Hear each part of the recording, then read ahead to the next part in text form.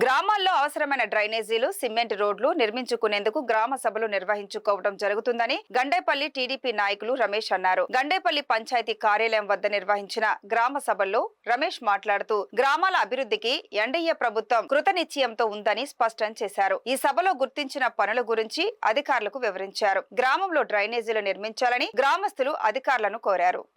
Drainage వ్యవస్థ నిర్వీర్యంగా వాటిని గుర్తించి గ్రామ సభలో ఆమోదించాలని చెప్పి శాసనసభ్యుల ఆదేశాల మేరకు మేమందరం కూడా సెక్రటరీ గారిని సంప్రదించి ఎక్కడెక్కడ ఏ డ్రైనేజ్ వ్యవస్థ నిర్వీర్యంగా ఉందో ఆ పనులంటిని ఇప్పుడు కొత్తగా ఈ నూతనంగా ఎన్నికైనటువంటి ఈ ప్రభుత్వంలో గ్రామంలో ఎక్కడా కూడా డ్రైనేజ్ వ్యవస్థలో లోపాలు లేకుండా ప్రతి ఒక్క వీధికి కూడా డ్రైనేజ్ నిర్మించాలని శాసనసభ్యులు చెప్పడం జరిగింది.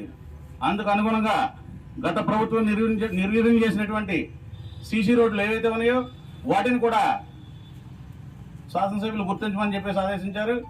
తర్వాత ముఖ్యంగా గత ప్రభుత్వంలో ఇక్కడ ఎన్టీ రాజపురం వెళ్ళే దారిలో పద్మావతి నగర్ అనేది బృందావన్ కాలనీలో జల్ జీవన్ మిషన్ ద్వారా ఓవర్ హెడ్ ట్యాంక్ నిర్మించి ఉన్నారు.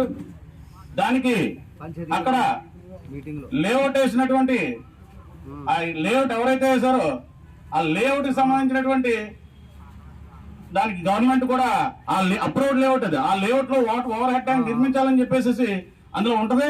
డ్రైనేజీలు కూడా వాళ్ళే కడతారు. కానీ గ్రామ పంచాయతీ ద్వారా అందులో ఎందుకు పెట్టారు అనేది సర్పంచ్ గారిని వివరణ అడుగుతున్నాం.